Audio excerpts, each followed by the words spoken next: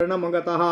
अथ श्री ब्रह्मांड महापुराणे उत्तरभागे हयग्रीव अगस्त संवादे ललितोपाख्याने स्तेयपान कथनम नाम सप्तमोऽध्यायः। इंद्र उवाच भगवान् सर्वमाख्यातं हिंसाद्यस्य तु लक्षणं स्तेयस्य लक्षणं किं वा तन्मे विस्तरतो वद। बृहस्पतिरुवाच पापानामधिकं पापमहननं जीवजातिनाम एतस्मादधिकं पापं विश्वस्ते शरणं गते। विश्वस्य हृत्वा पापिष्ठं शूद्रं वाप्यत्यजातिजम् अब्रह्महत्याधिकं पापं तस्मान्नास्तस्य निष्कृतिः। ब्रह्मज्ञस्य दरिद्रस्य कृच्छार्जितधनस्य च बहुपुत्रकलत्रस्य तेन जीवितुमिच्छतः तद्द्रव्यस्ते यदोषस्य प्रायश्चित्तं न विद्यते। विश्वस्तद्रव्यहरणं तस्याप्यधिकमुच्यते। विश्वस्ते वाप्य विश्वस्ते न दरिद्रधनं हरेत ततो देवो द्विजातीनां हेमरत्नापहारकम् अयो हन्यादविचारेण सोऽश्वमेध फलं लभेत। ओम नमः शिवाय, ओम नमः शिवाय, ओम नमः शिवाय। ओम नमो भगवते वासुदेवाय। ओम देवकी सुभगोन् वासुदेव जगत्पते देहि मे तन्यं कृष्ण त्वाम अहं शरणं गतः। गुरुदेव दुजसुहत्या पुत्रस्त्वात्मसुखेषु च स्तेयादध क्रमेणैव दशोत्तरगुणं त्वधम्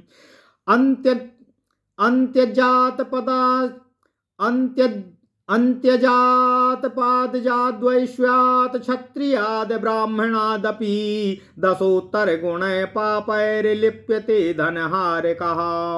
अत्रैवोदाहरन्तीह ममीतिहासं पुरातनं रहस्यातिरहस्यं च सर्वपापप्रणाशनम्।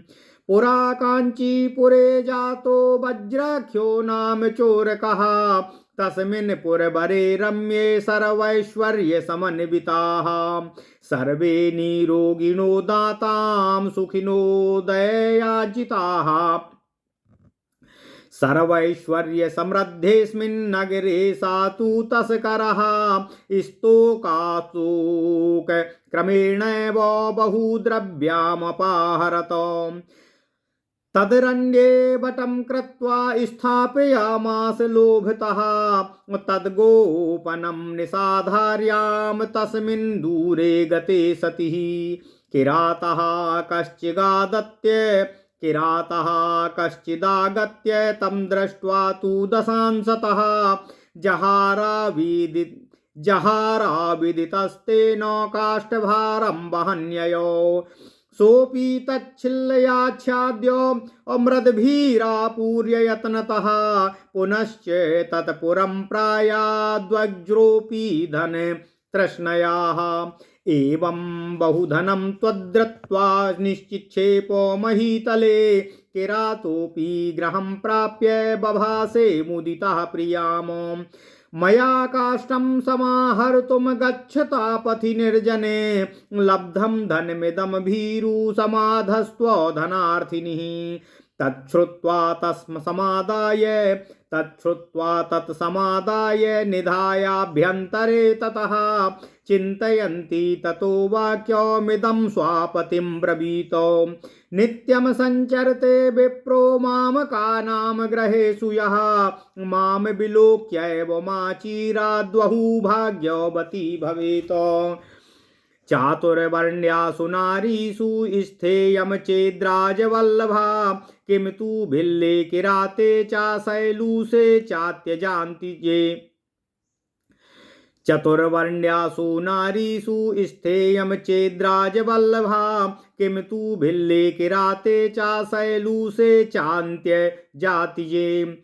लक्ष्मीर्नुतिष्ठति चिरं शापाद्वाल्मीकजन्मनः तथापि बहुभाग्यानां पुण्यानामपि पत्रिणे तथापि बहुभाग्यानां पुण्यानामपि पात्रिणे दृष्टपूर्वं तु तद्वाक्यं न कदाचिद्वृथा भवेत्।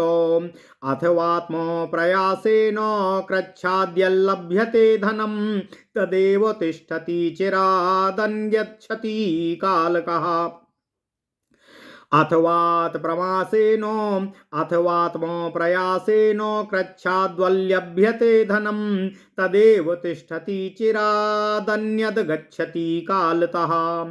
स्वायमागतवित्तं तु धर्मार्थैर्विनियोजयेत कुरुष्वैतेन तस्मात् त्वं वापि कूपादिकाच्छुभान् इति तद्वचनं श्रुत्वा भाविभाग्ये प्रबोधितम् अबहूद अकस्मम देशं तत्र तत्र व्यालोकयतो निर्ममेथो महेन्द्रस्य दिग्भागे विमलोदकम् अशुबहुद्रव्य संसाध्यं तटाकं चाक्षयोदकम् दत्तेषु कर्मकारिभ्यो निखिलेषु धनेषु च असम्पूर्ण तु तत्कर्मं दृष्ट्वा चिन्ताकुलो भवतो तम चोरम वज्रनामानं ज्ञातोऽनुचराम्यहं तेनैव बहुधा क्षिप्तं धनं भूरि महीतले स्तोकस्तोकं हरिष्याभिः तत्र तत्र धनं बहु इति निश्चित्य मनसा तेनाज्ञातस्तमन्वगातो तथैवाहृत्य तद्द्रव्यं तेन तेषु मे पूरयत मध्ये जलावृतस्तेन प्रासादश्चापि सारिङ्गणः तत्तटाकं भूदिव्यां शोभिते जलं महत सेतु मध्ये चकारासो शङ्करायतनं महत। ओम नमः शिवाय ओम नमः शिवाय ओम नमः शिवाय ओम नमो भगवते वासुदेवाय ओम देवकी सुत गोविंद वासुदेव जगतपति देहि तनियम कृष्ण त्वाम अहम शरणं गतः काननं चाक्षयं नीतं बहुसत्त्व समाकुलं तेनाग्रयाणि महार्हाणि क्षेत्राण्ड्यायि चकार सः देवताभ्यो दुजेभ्यश्च प्रदत्तानि विभज्य वै ब्राह्मणाश्च समामन्त्र्य देवव्रातो मुखान् बहून् सन्तोष्य हेम वस्त्राद्यैरिदं वचनं ब्रवीत क्वाचाहं वीरदत्ताख्याः किरातः काष्ठविक्रयी क्वा वा महासेतुबन्धः क्वा देवालयकल्पना क्वा वा क्षेत्राणि क्लिप्तानि ब्रह्मणा यत्नानि च कृपयैव कृतं सर्वं भवतामो भूसुरोत्तमाः प्रतिगृह्य तथैव तद्देव भ्रातो मुखाद्विजाः द्विजवरमेति नामास्मै तस्मै शीलभवीति च चक्रु सन्तुष्टमनसो महात्मानो महौजसः तेषां संरक्षणार्थाय बन्धुभिः सहितो वसी तत्रैव वसतिं चक्रे मुदितो भार्यया सह पुरोहिताभिधानेन देवरातो पुरमिति नाम चक्रे पुरस्यास्य तोषयन्नखिलाद्विजानो ततः कालवशं प्राप्तो द्विजवर्मामृतस्तदा यमस्य ब्रह्मणो विष्णोर्दूता रुद्रस्य चागता अन्योन्योमभवत्तेषां युद्धं देवासुरोपमम् अत्रान्तरे समागत्य नारदो मुनिरब्रवीत अमाकर्तुम् न मा कुर्वन्तु मिथो युद्धं शृण्वन्तु वचनं मम अयं किरातश्चौर्येण सेतुबन्धं पुरा करोत् वायुभूतश्चरेदेको यावद्द्रव्यवतो मृतिः असा बहुभ्यो हरेर्द्रव्यं तेषां यावत् तथा स्मृतिः गतेष्वाखिलदूतेषु श्रुत्वा नारद भासितं चचार द्वादशाब्दं तु वायुर्भूतेऽन्तरिक्षगः भार्यां तस्याः सा मुनिस्तव दोषो न किञ्चन त्वया कृतेन पुण्येन ब्रह्मलोकमितो व्रज वायुभूतं पतिं दृष्ट्वा नेच्छति ब्रह्ममन्दिरं निर्वेदं परमापन्ना मुनिमेवं सम्भासत विना पतिमहं तेनो नागच्छेयं पितामहम् इह वास्ते पतिर्यावत् स्वदेहं लभते तथा ततस्तु यागतस्तस्य तामेवानुचराम्यहं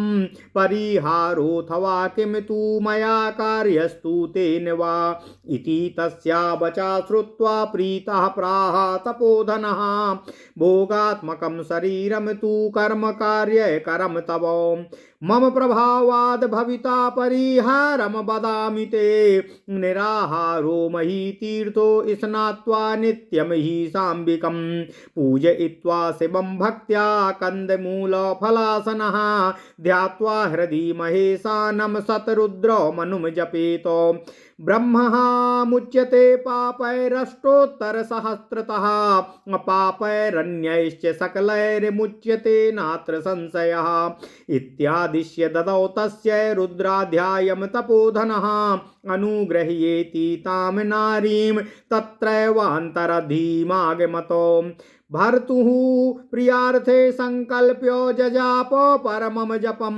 विमुक्तस्ते यदोषेण स्वशरीरमवापसः ततो व्रजाभिधश्चौरः कालधर्ममुपागतः अन्ये तद्द्रव्यवन्तोऽपि कालधर्ममुपागतः यमस्तु तान् समाहूय वाक्यं चैतदुवाचः भवद्भिस्तु कृतं पापं दैवात् सुकृतमप्युत किमिच्छत फलं भोक्तुं दुष्कृतस्य शुभस्य वा।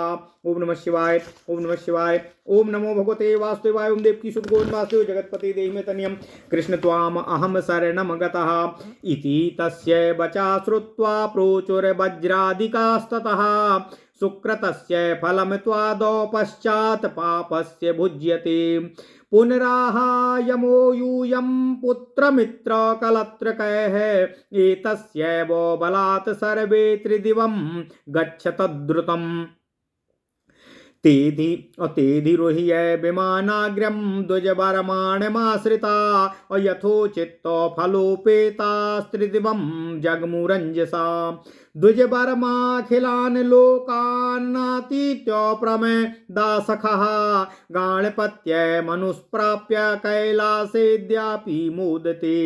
इन्द्र उवाच तारतम्या विभागं च कथय त्वां महामते सेतुबन्धादिकानां च पुण्यानां पुण्यवर्धनम्। बृहस्पतिरुवाच पुण्यस्यार्धफलं प्राप्य द्विजवर्मा महायशा वज्रः प्राप्य तदर्धं तु तदर्धेन युताः परे मनोवाक्याय चेष्टाभिश्चतुर्धा क्रियते कृतिः विनश्येत्तेन तेनैव कृतैस्तत्परिहारकै।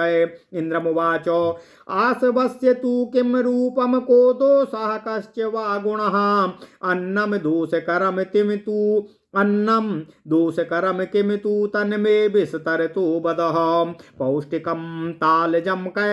बृहस्पतिरुवाच पौष्टिकं तालजं कैरं माधुकं गुडसंभवम् अक्रमान्यूनतरं पापं तदर्ध्वार्धार्धतस्तथा क्षत्रियादित्रिवर्णानामासवं पेयमुच्यते स्त्रीणामपि तृतीयादि पेयं स्याद् ब्राह्मणीं विना पतिहीना च कन्या च त्यजेद्रतु मतीं तथा अभर्त्रा सन्निधौ नारीं मध्यम पिबति लोलुपा उन्मादिनीति साख्याता तां त्वजेद्यन्त्यजामि वो।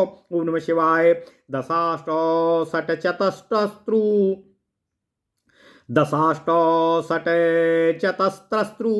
द्विजातीनामयं भवेत् स्त्रीणां मध्यम तद्वर्धं स्यात् पदग्ध्या स्यात् पादस्याद् भर्तृसंगमे मध्यम पीत्वा द्विजो मोहात् क्रच्छा चान्द्रायणं चरेत जपेच्छायुत गायत्रीं जात वेदो समेव वाम अंबिका हृदयं वापि जपेत क्षुद्रो भवेन्नरः क्षत्रियोऽपि त्रिवर्णानां द्विजा दधोर्धतः क्रमातो स्त्रीणा धर्मधर्क्लप्तिः स्यात् कारयेद्वा द्विजैरपि अन्तर्जले सहस्रं वा अजसे और जपे शुद्धिमवाप्नुयात्।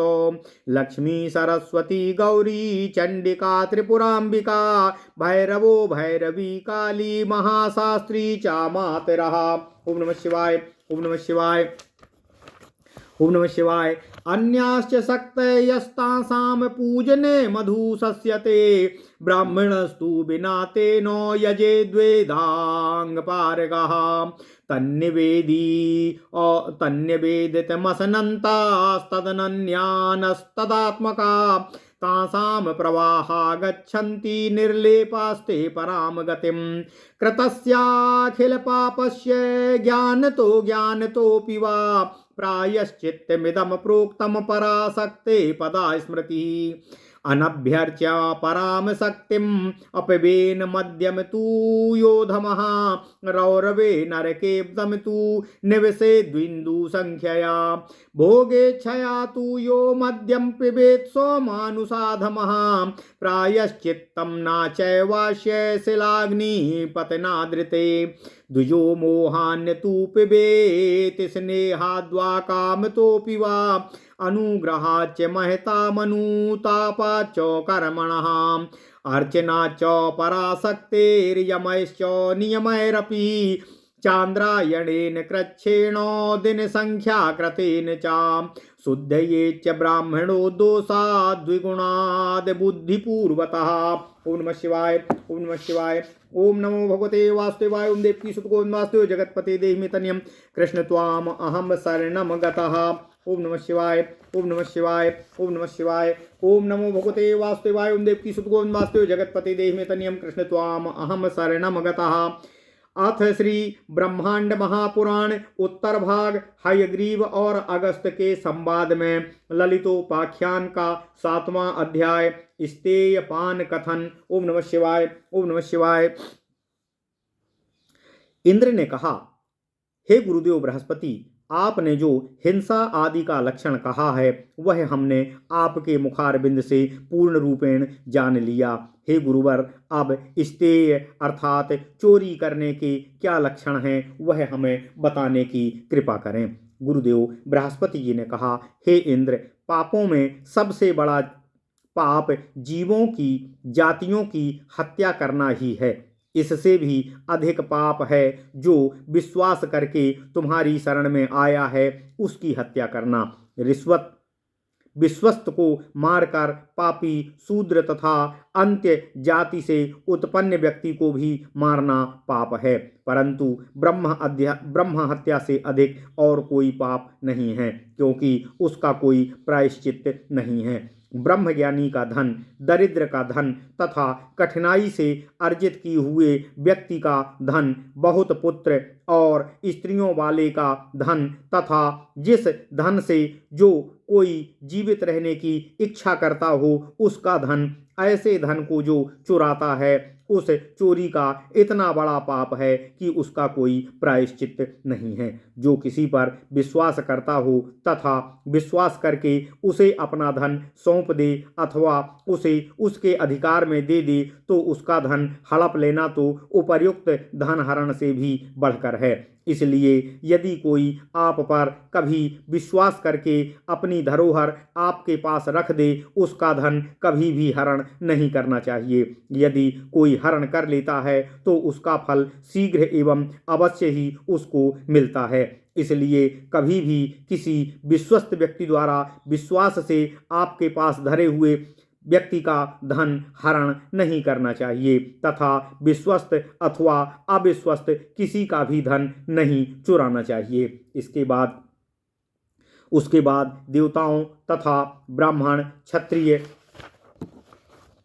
एवं वैश्य के स्वर्ण और रत्नों को चुराने वाले को जो बिना विचारे ही मार दे वह अश्वमेध यज्ञ के फल को प्राप्त करता है। जो मनुष्य गुरु, देवता, ब्राह्मण, क्षत्रिय, वैश्य एवं मित्र, पुत्र तथा अपने सुखों के लिए धन चुराता है वह नीचे के क्रम से अर्थात पापों का 10 गुना पापी होता चला जाता है। नीची जातियों से उत्पन्न व्यक्ति के पादज अर्थात शूद्र से वैश्य, क्षत्रियों से ब्राह्मण, से भी धन का हरण करता है वह भी 10 गुने पापों में लिप्त होता है।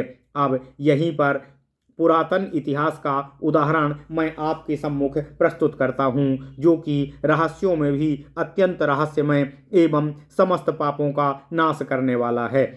गुरुदेव बृहस्पति कहते हैं, हे इंद्र, प्राचीन काल में कांचीपुर में वज्राक्ष नामक चोर पैदा हुआ। उस रम्य श्रेष्ठ नगर में सभी मनुष्य ऐश्वर्यों से समन्वित तथा सभी निरोग और इंद्रियों का दमन करने वाले सुखी और दयावान थे। उन सभी ऐश्वर्यों से समृद्ध नगर में उस चोर ने एक चोरी के बाद दूसरी चोरी करने के क्रम से बहुत सारा धन चुराकर एकत्रित कर लिया।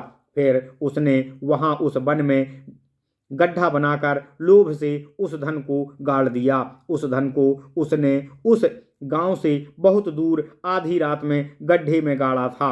किसी किरात ने आकर और उस धन को देखकर उसका 10वां भाग चुरा लिया। यह किसी को भी मालूम नहीं हो पाया कि वह किरात लकड़ियों को ढोता हुआ चला गया। उसने भी उस धन को एक शिला से ढककर मिट्टी से दबाकर यत्नपूर्वक उस धन को छिपा दिया। फिर वह वज्र नामक चोर भी धन की तृष्णा से उस नगर में गया। इस प्रकार उस वज्र नामक चोर ने बहुत सा धन चुराकर जो जमीन में गाड़ दिया। किरात ने भी घर जाकर प्रसन्न होकर अपनी पत्नी से कहा कि मैंने जब लकड़ी लेने के लिए जा रहा था तो सुनसान मार्ग में यह धन मिल गया। अतः हे धन चाहने वाली भीरू, अब इस धन को संभाल कर रखो। पति की उस बात को सुनकर और उस धन को अंदर रखकर चिंता करती हुई अपने पति से यह वाक्य बोली कि हमारे घरों में नित्य जो ब्राह्मण घूमता है, मुझे देखकर शीघ्र ही उसने कहा था कि शीघ्र ही तुम मायावती हो जाओगी। ओम नमः शिवाय। चारों वर्णों की स्त्रियों में जो राजाओं की पत्नियां होती हैं वहीं यह धन टिकता है, किंतु भील जाति, किराल जाति और शूद्र जाति में पैदा होने वाले चांडाल आदि जातियों के पास लक्ष्मी अधिक समय तक नहीं ठहरती है। यह वाल्मीकि से पैदा होने वाले वाल्मीकि मुनि का शाप है। उस शाप के कारण निम्न जातियों के घरों में लक्ष्मी नहीं ठहरती है। तथापि जो बहुत भाग्यशाली, बहुत ही पुण्यात्मा और बहुत ही पात्र अर्थात श्रेष्ठ व्यक्ति होते हैं उनके पास ही लक्ष्मी आती है। अतः जिन भविष्य ज्ञाताओं ने यह कहा है उनका वाक्य कभी व्यर्थ अर्थात निष्फल या विफल नहीं होना चाहिए। अथवा अपने प्रयत्न से कर्म करने से बहुत कठिनाई से जो धन प्राप्त किया जाता है वह धन ही बहुत समय तक मनुष्य के पास ठहरता है। अन्य धन जो थोड़े समय में ही आता है वह थोड़े समय में ही चला भी जाता है। स्वयं आए हुए धन को तो धर्मार्थ के कार्यों में लगा देना चाहिए। इसलिए आप इस धन से बावड़ी, कूप आदि बनवाकर शुभ कार्यों को करें, ऐसा उस किरात की पत्नी ने उसको परामर्श दिया। इस प्रकार भविष्य में भाग्य को जानने वाली पत्नी के वचन को सुनकर उसने बहुत जल वाले समान देश को जहां तहां देखा और फिर महेंद्र पर्वत की दशा की तरफ बहुत धन लगाकर साफ जल वाला ऐसा तालाब बनवाया जिसका जल कभी भी समाप्त नहीं होता था। उस तालाब के बनवाने में सभी कारीगरों को धन देने पर जब धन समाप्त हो गया और कार्य संपूर्ण नहीं हुआ तब वह चिंता से व्याकुल हो गया। तब उसने सोचा कि मैं उस वज्रनाभ नामक चोर का जो धन है उसको मैं जानता हूँ तथा वह वज्र चोर इस बात को नहीं जानता कि मुझे उस चोर का गड़ा हुआ धन मालूम है। अतः मैं उस चोर के धन को लाता रहूँगा और इस कार्य को पूरा करवाता रहूँगा। थोड़ा थोड़ा धन लाता रहूँगा क्योंकि वहाँ तो बहुत सारा धन इकट्ठा रखा हुआ है। ऐसा निश्चय करके वह किरात वहाँ गया और वहाँ से उस धन को लाकर उसने उस सेतु को पूर्ण कराया तथा उस जलाशय के मध्य में उसने भगवान शंकर का एक दिव्य और भव्य मंदिर भी बनवा दिया। वह कभी न सूखने वाले जल से युक्त महान दिव्य तालाब था तथा उसके बीच में एक सेतु के मध्य में उसने भगवान शंकर का महान मंदिर बनवा दिया था। ओम नमः शिवाय, ओम नमः शिवाय। वह वन जो बहुत से हिंसक जीवों से भरा हुआ था उसको नष्ट कर दिया और वहां उसने उस धन से बहुत ही सुंदर महल और क्षेत्र बनवा दिए। फिर उसने देवताओं और ब्राह्मणों के दान दिए हुए तथा देवताओं का व्रत रखने वाले बहुत से ब्राह्मणों को बुलाकर उन सबको स्वर्ण वस्त्र आदि से पूरी तरह संतुष्ट करके यह वचन कहा कि कहाँ तो मैं लकड़ी बेचने वाला वीरदत्त नामक किरात और कहाँ इतना विशाल सेतु बंधन जलाशय तथा सुंदर क्षेत्र बनाना तथा कहाँ ब्राह्मणों के घर बनाना। अतः हे पूज्य ब्राह्मण श्रेष्ठो, आपकी ही कृपा से मैंने यह सब किया है। तब इसके बाद बहुत ही प्रसन्न मन से महातेजस्वी महात्मा उन देवव्रात मुख ब्राह्मणों ने उसी प्रकार उसके आदर को स्वीकार करके उसका नाम द्विजवर्मा रख दिया और उसकी पत्नी का नाम शीलवती रख दिया। अब उन ब्राह्मणों के संरक्षण के लिए अपने बंधुओं सहित वह जितेंद्रिय प्रमुदित होकर पत्नी के साथ वहीं पर निवास करने लगा। क्योंकि उसने पुरोहितों का स्वागत किया था इसलिए उस नगर का नाम देवरातपुर रखा गया तथा वह नाम समस्त ब्राह्मणों को संतुष्ट करते हुए उन्हीं के कथनानुसार रखा गया। उसके बाद कालवश वह द्विजवर्मा मृत्यु को प्राप्त हुआ। तब उसे लेने के लिए ब्रह्मा विष्णु और रुद्र के बहुत से दूत आ गए। तब वे एक दूसरे से कहने लगे कि हम ले जावेंगे। इस प्रकार वहां उनमें देवासुर संग्राम की भांति आपस में युद्ध और विवाद होने लगा। इसी बीच नारद मुनि वहां आकर बोले, नारद जी बोले कि आप लोग आपस में युद्ध मत करो, मेरी बात सुनो। इस किरात ने चोरी के धन से इस सेतु बंधु का निर्माण किया है, अतः वायु बनकर तब तक विचरण करें जब तक कि धनवान होकर मरे, वह बहुतों से धन हरण करे जब तक कि उसकी मृत्यु हो। तब सभी दूतों के चले जाने पर नारद जी की बात सुनकर 12 वर्षों तक वायु बनकर अंतरिक्ष में गमन करने वाला बनकर वह द्विजवर्मा लगातार विचरण करता रहा। उसकी पत्नी से नारद मुनि ने कहा कि तुम्हारा तो कुछ भी दोष नहीं है, तुमने जो पुण्य किया है उस पुण्य से तुम ब्रह्मलोक को प्राप्त करोगी। उसकी पत्नी ने अपने पति को वायु बना हुआ देखकर ब्रह्मलोक को जाना नहीं चाहा और बहुत शोक व्यक्त करती हुई नारद मुनि से इस प्रकार प्रार्थना करते हुए बोली कि हे पितामह, मैं उस पुण्य के द्वारा बिना पति के ब्रह्मलोक को नहीं जाना चाहती हूँ। यहीं पर मैं उन्हीं के सामने रहना चाहती हूँ जब तक मेरे पति अपने शरीर को नहीं प्राप्त होते हैं। उसके बाद जो गति उनकी होगी उनकी गति का मैं सदा अनुसरण करती रहूंगी। जब मेरे पति का ही परिहार है तब मुझे उस पुण्य से क्या कार्य है। इस प्रकार उसके वचन को सुनकर प्रसन्न हुए तपस्वी नारद मुनि बोले कि तुम्हारा शरीर भोगात्मक है और तुम्हारा कर्म कारगर है। मैं तुमसे कहता हूँ कि तुम मेरे प्रभाव से तुम्हारा परिहर अर्थात प्रायश्चित अर्थात पाप से छुटकारा हो जाएगा। अतः निराहार रहकर महातीर्थ में स्नान करके अंबिका सहित भगवान शंकर को भक्ति से पूज कर कंदमूल फल खाते हुए ध्यान करके महाईशान सतरुद्र का जप करो, क्योंकि ब्रह्म हत्या करने वाला भी 1008 बार जप करने से पापों से मुक्त हो जाता है तथा वह अन्य सभी पापों से भी मुक्ति को प्राप्त होता है, इसमें कोई संदेह नहीं है। इस प्रकार नारद जी उसको आपने आदेश देकर उस तपस्वी नारद ने उस दुष्वर्मा की पत्नी को रुद्राध्याय प्रदान किया। उस स्त्री पर कृपा करके वे महामुनि नारद वहीं अंतर्ध्यान हो गए। अपने प्रियतम की भलाई के लिए संकल्प करके द्विजवर्मा की पत्नी ने परम तप किया। तब उसकी तपस्या के प्रभाव से चोरी के दोष से विमुक्त होकर उसके पति ने अपने शरीर को पुनः प्राप्त कर लिया। उसके बाद वज्र नाम का चोर काल धर्म को प्राप्त हुआ और उस चोरी के धन वाले भी काल धर्म को प्राप्त हो गए, अर्थात वे सब मृत्यु को प्राप्त हो गए। तब यमराज ने उन सब को बुलाकर यह कहा कि आप लोगों ने तो जो पाप किया है, अर्थात जो आपने पाप का धन एकत्र किया था उस धन को मंदिर तालाब सेतुबंध बनाकर शुभ कर्म में लगा दिया, अतः आपका किया हुआ पाप था वह दैव योग से शुभ कर्म में बदल गया। अब आप लोग दुष्कर्म कर्म का फल भोगना चाहते हैं अथवा शुभ कर्म का फल भोगना चाहते हैं। उस यमराज के इस वचन को सुनकर वज्र और जिनका धन चुराया गया था वह सभी यमराज से बोले कि पहले शुभ कर्म का फल भोगेंगे, बाद में पाप का।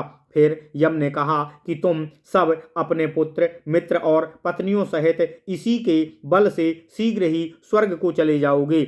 ये सब द्विजवर्मा पर आश्रित होकर विमान पर चढ़कर यथोचित फल से युक्त होकर तीव्रता से स्वर्ग की ओर चले गए तथा द्विजवर्मा समस्त लोकों को पार करके अपनी पत्नी के साथ गाणपत्य लोक को प्राप्त कर भगवान शिव के गणों के स्वामी बनकर आज भी कैलाश पर्वत पर आनंद को प्राप्त कर रहे हैं। इंद्र ने गुरुदेव बृहस्पति से कहा कि हे गुरुदेव, हे महामते, हे सेतु बंध आदि पुण्यों का पुण्य बढ़ाने वाला तारतम्य विभाग हमें बताने की कृपा करें। गुरुदेव बृहस्पति बोले कि पुण्य का आधा फल प्राप्त करके द्विजवर्मा गाणपत्य को प्राप्त हुआ, अर्थात भगवान शिव के गणों के स्वामी बन गए। उसका आधा फल वज्र नामक चोर को प्राप्त हुआ और उसका आधा फल अन्य लोगों ने लिया। मन, वाणी, शरीर और चेष्टाओं से 4 प्रकार के कार्य होते हैं, अर्थात शुभ अथवा अशुभ कार्यों को मन से, वाणी से, शरीर से और चेष्टाओं के करने पर उनका तदनुसार फल मिलता है। अर्थात मन से किसी का बुरा सोचना भी पाप है, वाणी से किसी को ऐसी बात कहना जिससे सुनकर उसे दुख हो वह भी पाप है, शरीर से किसी को मारना, पीटना या कष्ट देना तो स्पष्ट रूप से पाप है। यही नहीं, किसी को मारने की चेष्टा मन में करना भी पाप है। इस प्रकार के कार्य 4 प्रकार के होते हैं। अतः जो कर्म जैसे हैं, जिससे पैदा हुए हैं, उसके ही परिहार कर नष्ट कर देना चाहिए। अर्थात मन, वाणी, शरीर और चेष्टाओं से यदि कोई पाप पैदा हुआ है तो उसको मन, वाणी और शरीर की चेष्टाओं से ही दूर करके विनष्ट कर देना चाहिए। इंद्र ने कहा कि हे गुरुदेव, शराब अर्थात मद्य पान का क्या रूप है तथा इसमें क्या दोष और गुण हैं, इसको मुझे विस्तार से बताने की कृपा करें। गुरुदेव बृहस्पति ने नारद से कहा, हे इंद्रदेव, 5 प्रकार की शराब अर्थात आसव होती है। वह है पौष्टिक, जो अन्न को सड़ाकर बनाई जाती है, तालज, जो ताड़ अथवा खजूर से बनाई जाती है जिसे ताड़ी भी कहा जाता है, कैर, जो केर को सड़ाकर बनाई जाती है, और माधुक, जो महुआ की बनाई जाती है, वह गुड़ से पैदा होने वाली शराब। इस प्रकार ये 5 प्रकार की शराब अर्थात मद्य होती है। इसका पान करना पाप है तथा इनमें सबसे अधिक पाप सड़े अन्न से बनी हुई शराब पीने से होता है, फिर क्रमशः आधा होता चला जाता है तथा सबसे कम पाप गुड़ से बनी हुई शराब के पीने से होता है। क्षत्रिय आदि वर्णों का तो आसव पेय कहा जाता है। स्त्रियों को भी कैर नामक आसव सेवन किया जा सकता है, परंतु ब्राह्मणी को कभी भी नहीं पीना चाहिए। पतिहीन, विधवा नारी, कन्या और रजस्वला नारी को मद्यपान नहीं करना चाहिए तथा अपने पति के पास न रहने वाली स्त्री लोलुप होकर मद्यपान करती है, वह उन्मादिनी कही जाती है। उस स्त्री को अंत्यज अर्थात चांडाल नारी की भांति छोड़ देना चाहिए।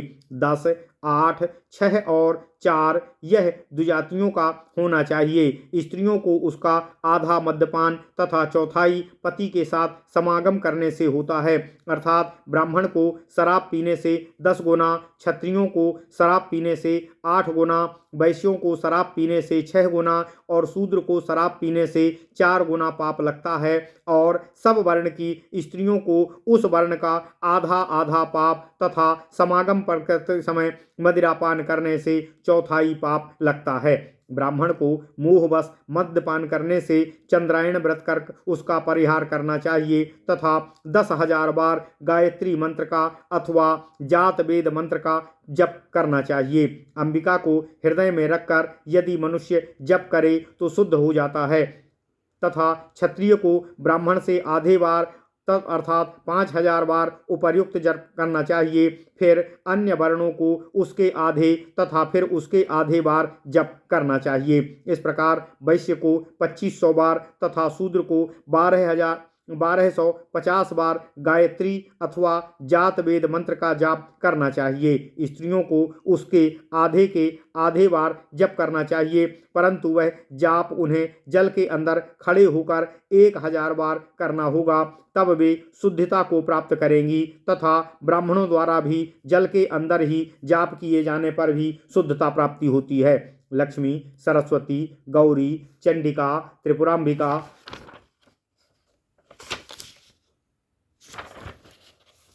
भैरव, भैरवी, काली और महाशास्त्री ये सब माताएं हैं।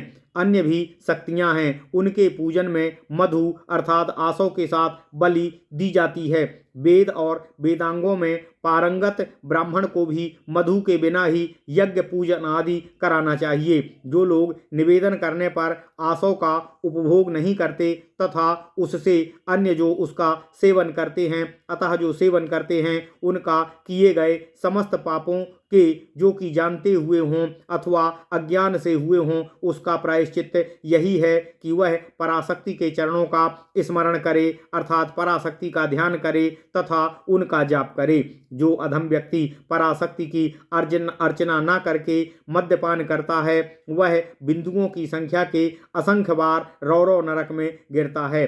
भोग करने की इच्छा से जो मनुष्य मद्यपान करता है, वह मनुष्य अधम अर्थात नीच प्रवृत्ति वाला होता है तथा भोग की इच्छा से किए गए मद्यपान के पाप का पत्थर की शिला पर सिर पटकने के अलावा और कोई प्रायश्चित नहीं होता। ब्राह्मण को मोह से मद्यपान नहीं करना चाहिए, न किसी द्वारा प्रेम पूर्वक देने से ही करना चाहिए और न ही काम अर्थात संभोग की दृष्टि से ही मद्यपान करना चाहिए।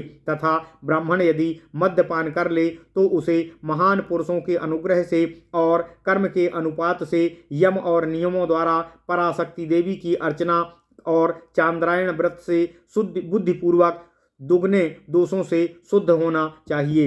ओम नमः शिवाय। ओम नमः शिवाय। इति श्री ब्रह्मांडे महापुराणे उत्तरभागे हयग्रीवागस्त्य संवादे ललितोपाख्याने स्तेयपान कथनम नाम 7वां अध्याय। ओम नमः शिवाय। ओम नमः शिवाय। इस प्रकार श्री ब्रह्मांड महापुराण उत्तर भाग हयग्रीव और अगस्त्य के संवाद में ललितोपाख्यान में 7वां अध्याय पूर्ण हुआ। 7वां अध्याय स्तेयपान कथन पूर्ण हुआ। ओम नमः शिवाय। ओम नमः शिवाय। ओम नमः शिवाय। ओम नमो भगवते वासुदेवाय। ओम देवकी सुत गोविंद वासुदेव जगतपति देव में तनियम कृष्ण त्वाम अहम शरणम